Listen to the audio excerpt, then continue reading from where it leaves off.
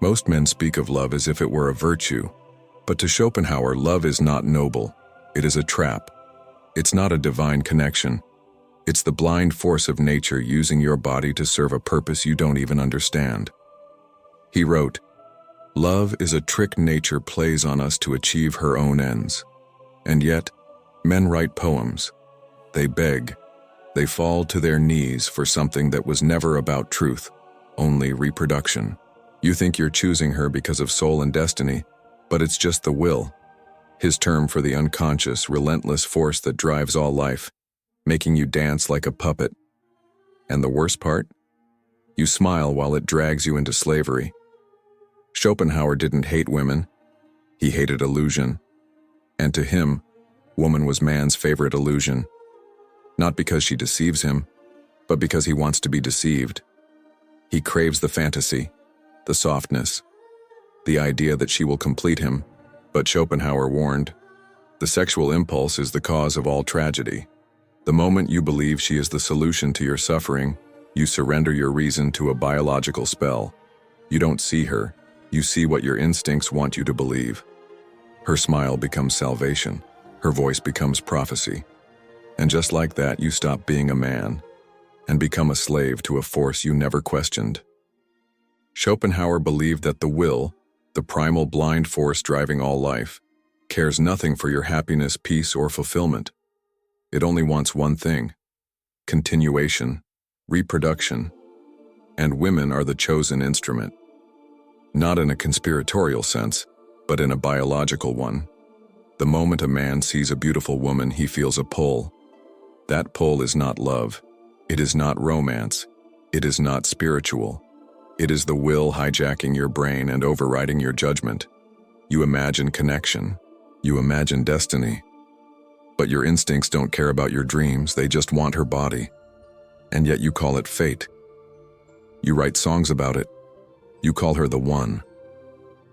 Schopenhauer would laugh, not out of cynicism, but because he saw what most men never dare to admit.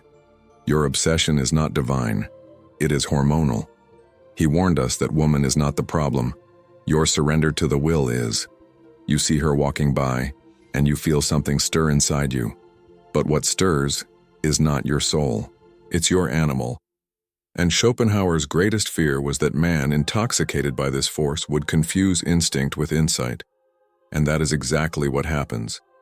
You believe she sees something in you. You think her attention means value.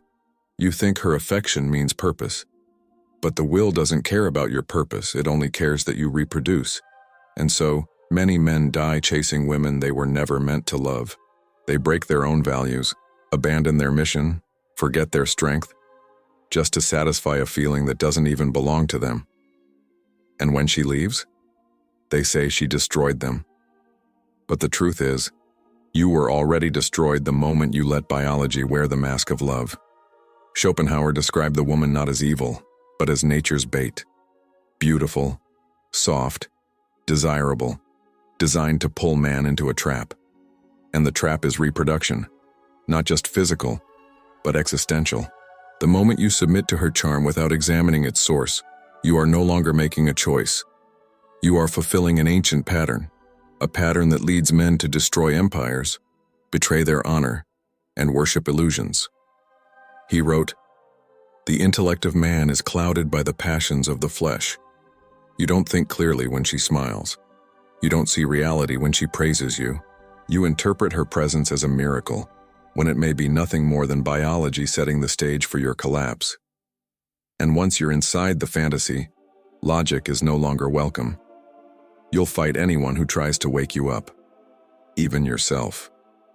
And this is the core of Schopenhauer's brutal wisdom. You are not in love. You are under control, not by her, but by the will. The woman becomes a symbol, a screen, a projection of every unhealed wound you carry. You think she's the answer to your loneliness, but she's just a mirror of it. You think she gives your life meaning, but you only feel that way because you've refused to build meaning on your own. Schopenhauer saw that most men never become philosophers. They stay dreamers, intoxicated by the image of the feminine. And while she plays her part, subtle, emotional, elusive, It's the man who scripts the tragedy. He chooses blindness. He romanticizes his own weakness. He calls it devotion, but it's not devotion. It's spiritual self-harm dressed in poetry. Schopenhauer once said that life swings like a pendulum between pain and boredom, and nowhere is that more evident than in the man addicted to the feminine image. When she is absent, he suffers. When she is present, he grows restless. The pleasure fades, the mystery disappears, and the cycle begins again. He falls for a new face, a new voice, a new scent, and once again, he calls it fate. But Schopenhauer would tell you, what you're chasing is not her, it's the escape from yourself. That's why you keep running, from woman to woman, from bed to bed, from illusion to illusion. Not because you're wild or free, but because you're lost. The real fear isn't losing her. The real fear is sitting alone with yourself and realizing there's nothing there but noise and need. The modern man thinks he's evolved. He thinks he's free because he has options. But Schopenhauer would see right through it. The man who brags about his conquest is still a slave. He's just a slave with more chains. The number doesn't matter. The fame doesn't matter. If a glance can break you, if silence from her can shatter your mind, you are still governed by the same will that ruled men 2,000 years ago. You can wear suits, quote books, post deep captions, but if your soul trembles at the withdrawal of her affection, you are still untrained. And this is Schopenhauer's warning. You cannot conquer life if you cannot conquer lust. You cannot speak of greatness if you collapse for beauty. Until you master that force, it will master you, and it will wear her face. To Schopenhauer, love was not noble. It was need. He dissected it coldly, without illusion, and what he found terrified those who still believed in fairy tales. He saw that what men call romance is just biology playing dress-up. You want to protect her, adore her, be chosen by her, not because of truth, but because your instincts have hijacked your mind. He wrote that when a man falls in love, he acts against his own interest without knowing why, because nature has taken the wheel. You give up your time, your strength, your purpose, not for a soul connection, but for a fleeting chemical spell that exists to push you into reproduction. And when the spell breaks, you say she changed. But it wasn't her who changed. It was the illusion leaving your bloodstream. Schopenhauer believed that the highest man is the one who resists the will, who says no to the primal call, and chooses discipline over desire. But look around you. Men today celebrate surrender. They praise emotional chaos. They glorify simping as if it were sacrifice.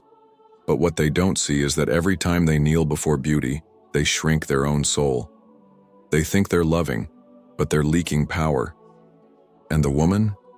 She doesn't have to be cruel. She doesn't have to manipulate. Her existence is enough. Her presence alone reveals the weakness inside the man. She doesn't enslave him. He enslaves himself by worshiping the form, not the truth beneath it. This is why Schopenhauer saw woman not as enemy but as mirror. The more you idolize her, the more you expose your own lack of mastery. Schopenhauer didn't say, "Don't love." He said, "Don't be deceived by love." He knew that emotions unchecked become weapons, turned not against others but against the self. The average man walks into relationships like a blind animal, guided by instinct, fantasy, and fear.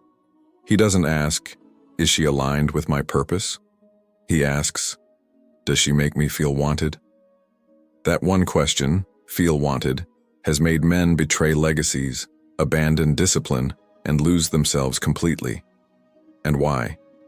Because they've confused attention with truth, desire with value, emotion with guidance. But Schopenhauer knew, any truth that comes wrapped in pleasure must be questioned, because the will always disguises its chains as gifts. Look at modern man. He builds his life around her texts, her moods, her presence. He checks his phone like it's sacred. He waits for her replies like they're divine signs. His energy, his confidence, his sense of worth rise and fall with her attention.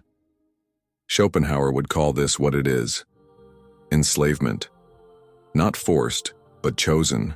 Voluntary submission to a force you refuse to understand. He warned that the will cannot be destroyed, but it can be resisted through knowledge and discipline. And yet most men never resist. They baptize their addiction in romantic language. They call it passion. But it's not passion, it's possession. And a man possessed by his instincts cannot build anything lasting. He cannot lead. He cannot see. He cannot rise. The irony is that most men think they are chasing love, when in fact they're just fleeing from themselves. That's what Schopenhauer saw so clearly. The woman becomes a convenient distraction from the terror of inner silence. She fills the void, gives it color, meaning, story. But none of it is real. It's not her you love. It's the way she silences your existential dread, the way she validates your ego, the way she makes you feel chosen, even if only for a moment. But that moment becomes your prison. You organize your days around it. You build your hopes upon it. You dream with it. And when it crumbles, you collapse. Not because she betrayed you, but because the illusion did. And Schopenhauer's brutal truth was this: you were always alone. You just refused to accept it. Schopenhauer believed that wisdom begins not in love, but in renunciation, in saying no to the forces that try to rule you, in standing still when your instincts scream for movement. He respected monks more than lovers, because the monk had mastered what the lover never could: detachment. And this is the tragedy of the modern man. He cannot detach. He cannot walk away. He cannot look beauty in the eyes and remain unmoved. One glance, and he folds. One touch, and he forgets. One compliment, and he believes again. But Schopenhauer's voice echoes through time. The man who chases pleasure will be hunted by it. And most men are not living, they are being hunted. By validation, by fantasy, by the idea that without her they are nothing. Imagine a man who builds his life like a fortress, walls of discipline, towers of purpose, gates of silence, and then imagine him lowering the drawbridge every time she smiles. That's what Schopenhauer saw in men ruled by the will. They build strong outer lives but remain fragile within. They conquer markets, lead teams, master skills, but fall apart at the first sign of rejection, because their center was never solid. It was built on her gaze, her warmth, her presence. And Schopenhauer would say, what you depend on owns you. You called it love, but it was dependence. You thought it was meaning, but it was a mask. And the day she takes it away, you crumble. Not because she changed, but because you never built a self that could stand alone. To Schopenhauer, the highest man is not the one who wins women, but the one who no longer needs to. He doesn't reject love, but he is no longer controlled by its illusions. He can look at her beauty and remain unmoved. He can receive her affection and not lose himself. He does not chase nor retreat. He stands, because he has discovered what most men never will: peace in solitude. He knows that the will still whispers, but he no longer obeys. And that is power. That is what makes a man untouchable. Schopenhauer wrote, "A man can be himself only so long as he is alone. And in that aloneness, he forges vision, strength, clarity. A man who has conquered the illusion of woman is not loveless, he is free. But here's the truth most men can't stomach. She doesn't need to destroy you. She only needs to be everything you crave. The real collapse begins the moment you turn her into your meaning. She becomes the reward, the crown, the proof that you matter. And now, every decision you make bends around her existence. You don't grow, you perform. You don't build, you seduce. You don't lead, you chase." Schopenhauer saw this with brutal clarity. Man is never so easily fooled as when he wants to believe. And you, like so many others, wanted to believe that she would heal you, that she would complete you, that love would save you. But that desire blinded you, and now you mistake enslavement for romance, fantasy for fulfillment, and she, whether she knows it or not, holds the leash you wrapped around your own neck. This is why Schopenhauer saw woman not as evil, but as a test of your strength, your clarity, your sovereignty. She is the storm that reveals your foundation, the silence that echoes your desperation, the softness that tests your spine. If you bow, if you chase, if you crumble, she hasn't defeated you. You defeated yourself. Because the man who kneels before the illusion of woman can never stand before the truth of life. That's the lesson Schopenhauer left behind. Not to hate her, but to see her clearly. To strip away the fantasy and face her not as a goddess, not as a devil, but as a mirror. And if what you see in that mirror is weakness, then it's not her you must confront. It's the part of you that still worships chains. Schopenhauer believed that the greatest tragedy of life was not suffering, but ignorance. The ignorance of living under forces you never try to understand. And the most deceptive of all is sexual desire. It dresses itself as connection, but operates as compulsion. It mimics depth but remains shallow. And when a woman appears in your life glowing with everything you ever wanted, you call it destiny. But Schopenhauer would ask, is it your will, or the will, making this decision? You don't know, because you never stop to question it. You never pause to examine why her smile feels like oxygen, why her absence feels like death, why your identity collapses the moment she withdraws. And so you build your future on a hormonal hallucination. You bet your soul on a reflex. And when it all falls apart, you call it betrayal. But the only betrayal was your refusal to master the beast inside you. A man who is not sovereign over his own desire will forever be ruled by women. Not because they are tyrants, but because he offered his crown to them in silence. He wanted to be chosen more than he wanted to choose. He wanted to be loved more than he wanted to be free. And so he romanticized his captivity. He told himself this was loyalty, this was strength, this was what good men do. But Schopenhauer pulls back the curtain and exposes the truth. Most men are not noble. They're needy. They're not devoted. They're dependent.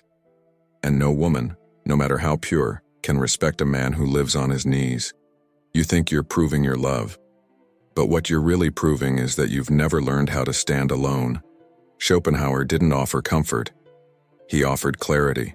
He didn't promise romantic fulfillment. He promised the harsh light of truth. And the truth is this: you were born into a world that profits from your confusion. Society will sell you the fantasy of love as salvation. Religion will frame it as holiness. Movies will script it as your destiny. And she, whether knowingly or not, will walk right into that role. Not because she's wicked, but because you're willing. You want the dream. You want the feeling. You want the myth. And so you project meaning onto her, a meaning she never asked to carry. And when she disappoints you, you blame her. But it was never her job to save you. She was just being herself. It was your delusion that made her divine. And this is the collapse that Schopenhauer foresaw, not just of men, but of civilizations. He wrote that when men surrender reason to pleasure, the entire structure rots from within. You see it in broken homes, in distracted leaders, in empires that fall not by war but by softness, not by fire but by indulgence. A man who has not conquered his appetite cannot protect anything, not his family, not his vision, not even his soul. And this is Schopenhauer's final warning. You are not free until you've broken the spell. The spell of her eyes, the spell of your own loneliness, the spell of the dream that she will fix what you refuse to face. You are not made to be ruled by desire. You were made to rise above it. So what does it mean to be a man in the eyes of Schopenhauer? It means resisting the current when everyone else is drifting. It means seeing through the veil when others call it beauty. It means walking alone if that's what truth demands. You don't become powerful by dominating others. You become powerful by no longer being dominated by yourself. That is the quiet revolution. Not loud, not flashy, internal, invisible, but irreversible. A man who has faced his own illusions, destroyed his dependency, and buried the myth of salvation by love is not bitter. He's free. He can love, but won't worship. He can desire, but won't obey. He can care, but won't collapse. Because now, the woman before him is not a goddess or a curse. She is simply human, and he is no longer a slave. Schopenhauer knew the war wasn't out there, it was inside. And until you win that war, no throne, no woman, no achievement will satisfy you. They will all become new cages, new chains, new distractions. But if you dare to reject the fantasy, if you dare to renounce the illusion, if you dare to govern your desire instead of being ruled by it, then you become what few men ever do, a sovereign soul. Not perfect, not untouched, but awake. And when that happens, the world cannot move you. Not her silence, not her beauty, not her absence, because you have found the one thing no woman can give you, yourself.